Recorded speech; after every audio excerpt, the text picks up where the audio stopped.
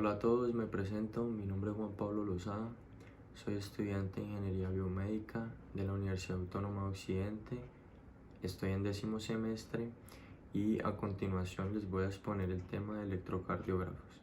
A continuación les hablaré de los principios fisiológicos del corazón, ya que es de suma importancia saber esto para entender cómo funciona un ECG o un electrocardiógrafo. Bueno, como sabemos, el corazón tiene su propio sistema de conducción y este pues consiste en unos impulsos eléctricos generados por el músculo cardíaco o el miocardio, y estos estimulan el latido o generan la contracción del corazón. Bueno, esta señal eléctrica se origina en el nódulo sinoatrial, el cual está ubicado en la parte superior de la aurícula derecha. Este también es denominado marcapaso natural del corazón, y cuando este marcapaso natural genera un impulso eléctrico, pues estimula la contracción de las aurículas. Después de esto, la señal pasa por el nódulo atrioventricular, en donde se detiene un breve instante y luego es enviada por las fibras musculares de los ventrículos, estimulando así la contracción ventricular. Aunque el nódulo sinoatrial envía impulsos eléctricos a una velocidad determinada, la frecuencia cardíaca podría variar según las demandas físicas o el nivel de estrés, o debido a factores hormonales que pueda presentar la persona en ese momento. En la imagen de la derecha podemos ver una gráfica típica de un ECG, en donde en el eje vertical podemos encontrar lo que es el voltaje y en el eje horizontal el tiempo. También podemos ver en la gráfica del ECG diferentes tipos de ondas, tales como la onda P, en donde se genera por la despolarización de las aurículas. Luego está el complejo QRS, que se da debido a la despolarización de los ventrículos, y sigue el complejo, sigue la onda S y luego la onda T, que en estas se da es una repolarización de las ventrículas. Y se puede ver que desde el complejo QRS hasta la onda ST, lo que se da es una despolarización y luego una repolarización de las ventrículas. También podemos observar en la parte superior derecha de la imagen la escala de medición de esta señal. Como les dije anteriormente, en la parte del eje vertical encontramos el voltaje, y ahí podemos ver que un cuadrito en el eje vertical son 0,1 milivoltios. 5 cuadritos serían 0,5 milivoltios.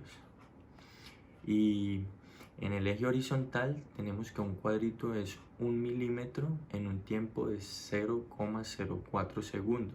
Y si tenemos 5 cuadros, pues serán 5 milímetros en un tiempo de 0,2 segundos. Ahora hablaré de las patologías relacionadas al corazón. Bueno, una enfermedad cardíaca se refiere a cualquier afección que afecte el corazón, y a diferencia de la enfermedad cardiovascular, que incluye problemas en todo el sistema circulatorio, la enfermedad cardíaca afecta solamente al corazón. Y a continuación mostraré algunos tipos de patologías cardíacas. Bueno, entre estos diferentes tipos tenemos la enfermedad de las arterias coronarias, la cual lo que sucede es que las arterias del corazón se obstruyen debido al colesterol y otras sustancias, y pues como resultado el suministro de sangre se reduce y el corazón recibe menos oxígeno y menor cantidad de nutrientes, lo que hace que con el tiempo el músculo cardíaco se debilite y pueda desarrollar una insuficiencia cardíaca o arritmias. También tenemos defectos cardíacos congénitos, como por ejemplo válvulas cardíacas anormales, en donde pues estas válvulas no se abren o no se cierran correctamente, lo que permite un paso de la sangre de aurícula a ventrículas. También defectos septales, como un agujero en la escámara inferior o superior del corazón, o una artresia, que es que no se tiene una de las válvulas cardíacas. También encontramos diferentes tipos de arritmias, pues donde sabemos que una arritmia es un ritmo cardíaco irregular, y pues entre estos diferentes tipos tenemos la taquicardia, la cual es un ritmo cardíaco acelerado, la bradicardia, la cual es un ritmo cardíaco lento, y las contracciones prematuras, que es cuando el latido del corazón es adelantado, y fibrilación auricular, que es cuando se obtiene un ritmo cardíaco irregular o que no es normal. La miocardiopatía dilatada es cuando las cámaras del corazón se dilatan y lo que hace que el músculo cardíaco se estire y se vuelva más delgado. Las causas más comunes de miocardiopatía dilatada son ataques cardíacos anteriores, arritmias y toxinas. Como el resultado, el corazón también se debilita y no puede bombear sangre correctamente. También está el infarto al miocardio, conocido como ataque cardíaco.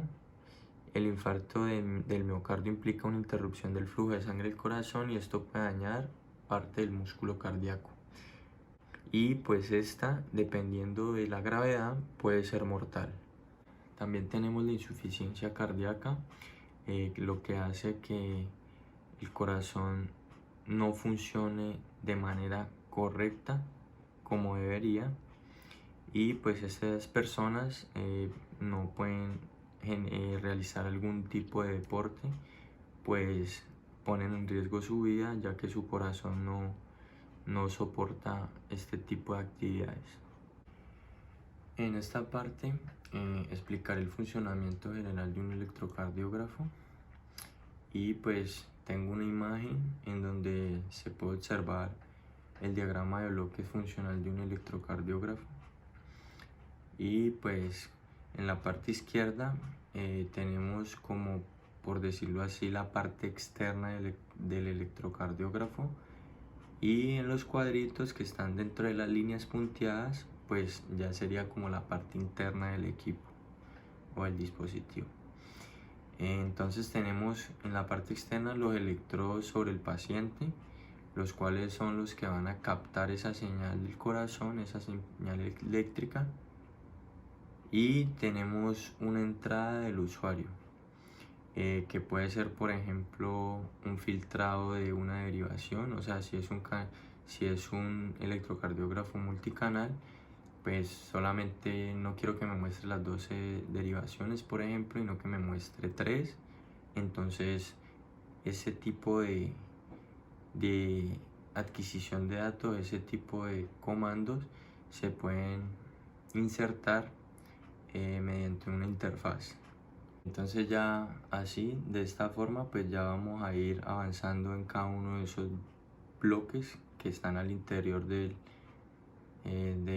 dispositivo, y encontramos que el primer cuadro que encontramos después de obtener esa señal es una protección de desfibrilador, la cual funciona como un protector en caso de que haya una descarga eléctrica muy fuerte en el paciente, entonces para que el dispositivo no sufra daños. Para eso sirve este cuadro. En el siguiente cuadro, que es el LED off detector, pues se tiene que este sirve para cuando se desconecta un electrodo o un cable conductor. La salida del ECG puede mostrar una línea de base plana con ruido, y esto puede malinterpretarse como una asistolia. Entonces lo que hace es que se tiene un detector de derivación que puede evitar esta mala interpretación, y esto pues se representa mediante un LED, o sea, cuando el paciente se desconecta un electrodo o un cable conductor, se enciende un LED que indica a la persona que se desconectó uno de los cables. Voy a hablar de el cuadrito de preamplificación, pues que lo que hace es, como esta señal es tan pequeña, la magnitud del eje de superficie es más o menos de 0,1 a 4 milivoltios. Y en un sistema como este, con cables conductores largos sin blindaje, pues existe el ruido, o se puede captar el ruido de la señal. Por lo tanto, es importante amplificar esta pequeña señal y lo más cerca posible de la fuente para que no tengamos ese ruido en nuestra señal. Luego tenemos el cuadro de LED Selector, en el cual pues lo que hace es seleccionar la derivación que se quiere obtener. Es un selector de derivaciones.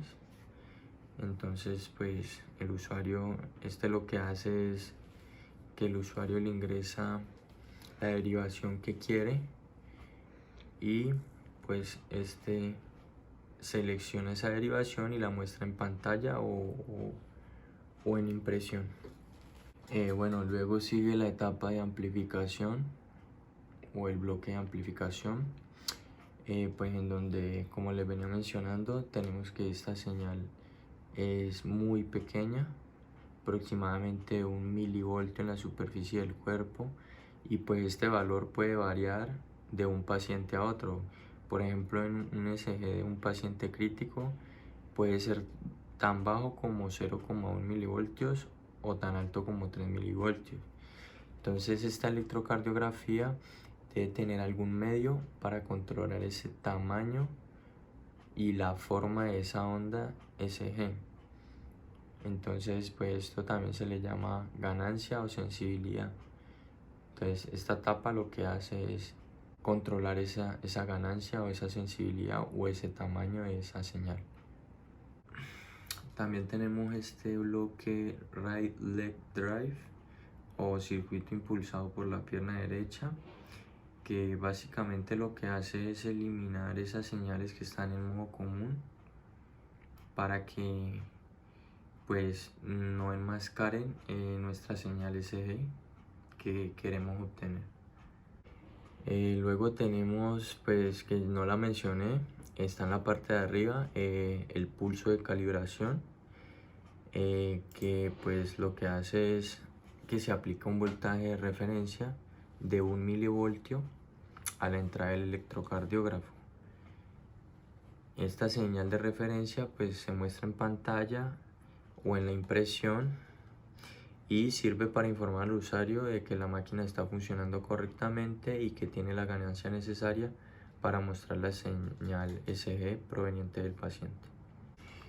Bueno, también tenemos este bloque de Signal Isolation o aislamiento de la señal, que básicamente lo que hace es reducir la corriente de fuga hacia y desde el paciente a través de las conexiones de los electrodos o de los cables para así prevenir un microshock.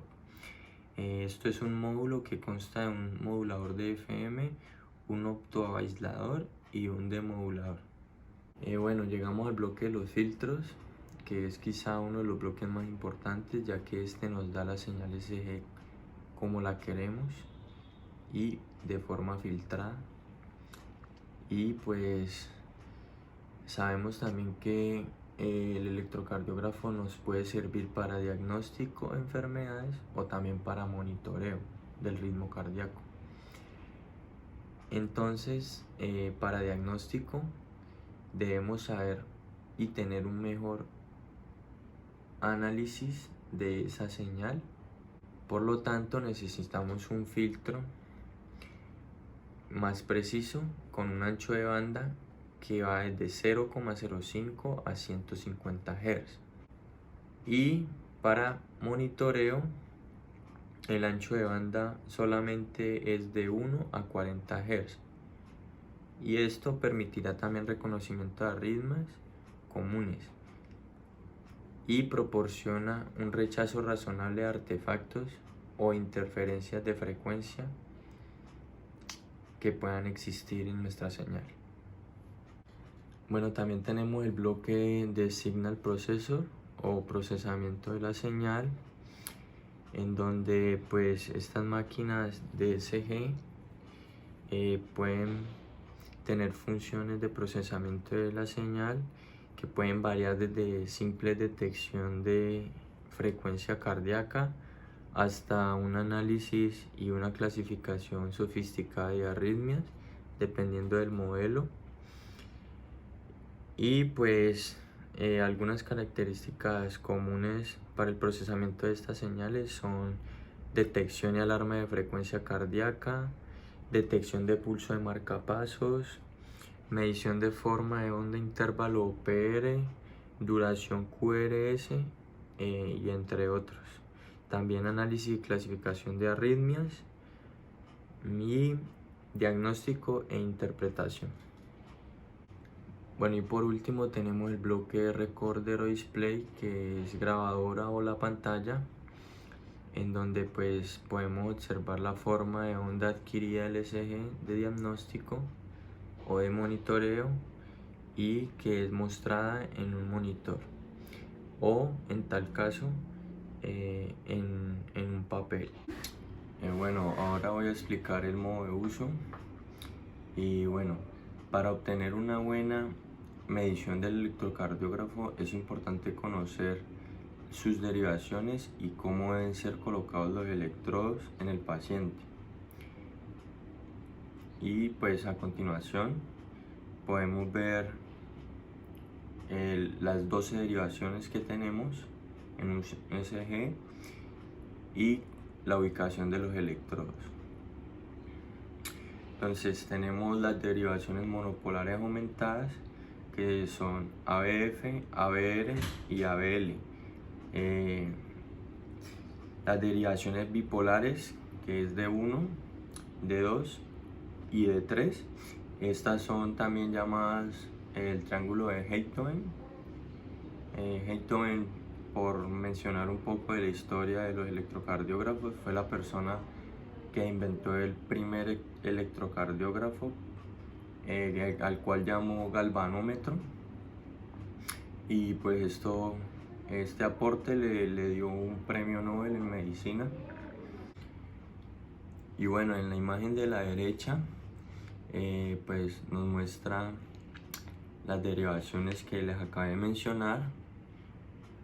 Por ejemplo, las derivaciones torácicas o precordiales son las que nos muestran en el plano horizontal cómo se encuentra el corazón, es decir, estas nos forman como una especie de esfera ovalada alrededor del corazón, y pues esta esfera ovalada nos da como una imagen del corazón en 3D, y pues esto nos permite medir desde diferentes ángulos este impulso eléctrico que tiene el corazón. Y bueno, y también como podemos ver, pues ahí nos dice que el B1 nos muestra el tabique, el B2 también muestra el tabique del corazón, el B3 muestra la parte anterior del corazón, igualmente que el B4, y el B5 y el B6 nos muestran las partes laterales del corazón. Y pues luego están las derivaciones de las extremidades, que esas ya se dan en el plano frontal, y pues como las mencioné antes, están las monopolares y las bipolares.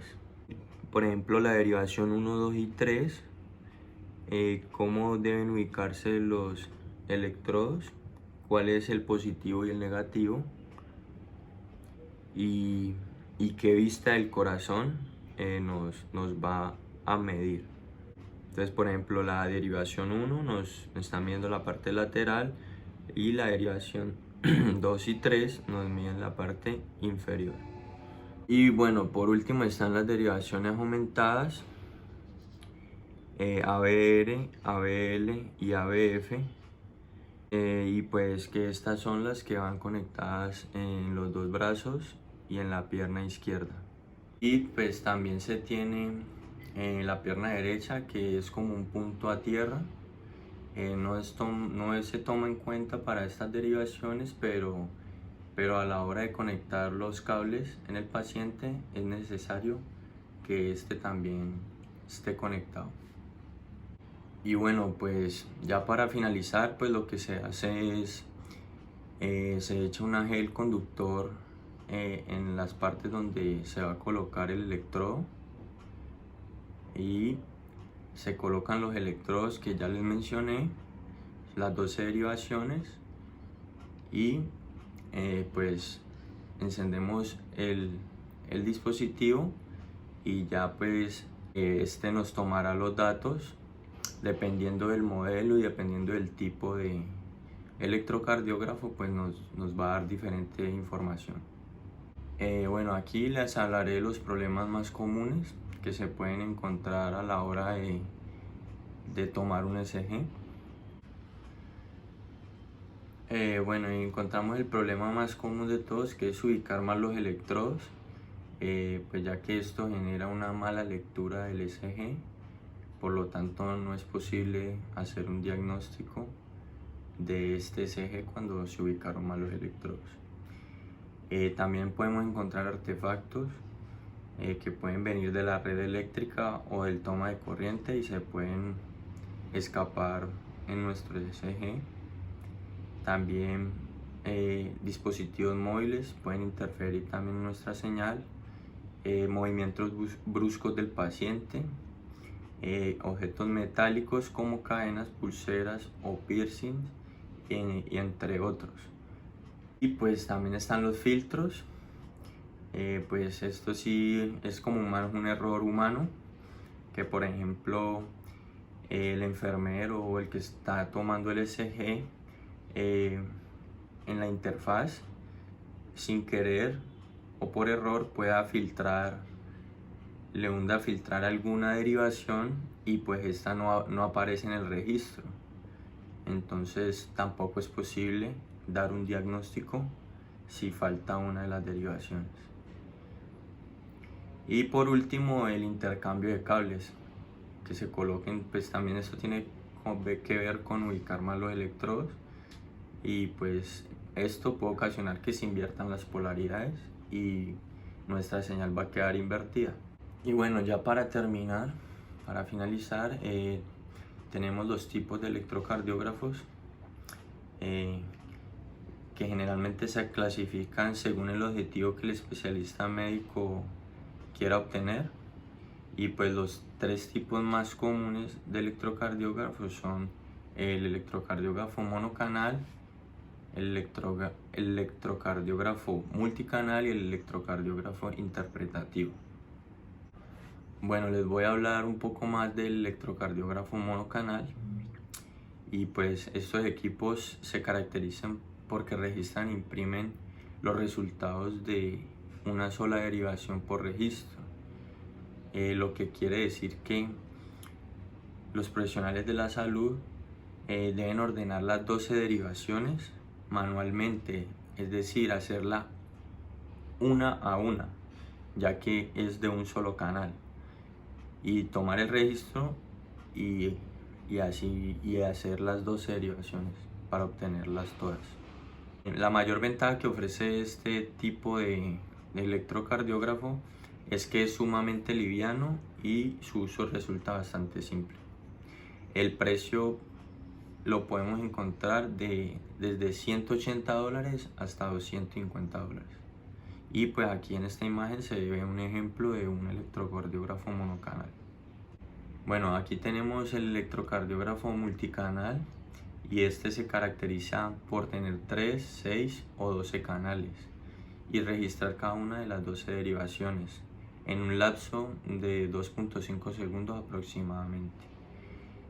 Pues como pueden ver, ya este es mucho mejor, ya que nos puede mostrar 3 6 o nos puede mostrar las 12 derivaciones de una en un solo registro, lo cual pues facilita al personal de salud, le facilita los análisis, pues porque nos da mucha más información en un solo registro.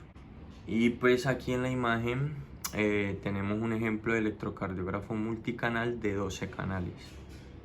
Este que está aquí es un poco parecido al que podemos encontrar en la universidad. Es parecido, no es el mismo, pero es un poco parecido. Por último tenemos el electrocardiógrafo interpretativo, el cual es muy parecido al multicanal. La única diferencia es que estos cuentan con una computadora con patrones de reconocimiento que identifica señales de ECG normales y las que son anormales.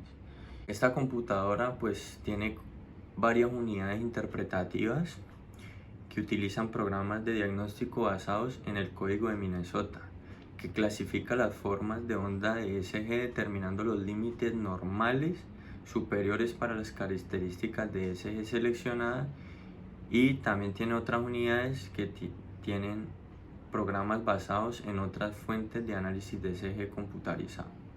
El precio de este tipo de electrocardiógrafo, especialmente el que tengo en la imagen, vale alrededor de 9.245.900 pesos. Y pues en la imagen pues está el ejemplo de electrocardiógrafo interpretativo de 3 canales. Bueno, eso es todo. Pues aquí pueden encontrar ya la bibliografía y la webgrafía de donde saqué la información. Y pues nada, espero les haya sido de mucha ayuda, espero me haya hecho entender, y pues nos vemos en una próxima ocasión. Que estén muy bien, gracias.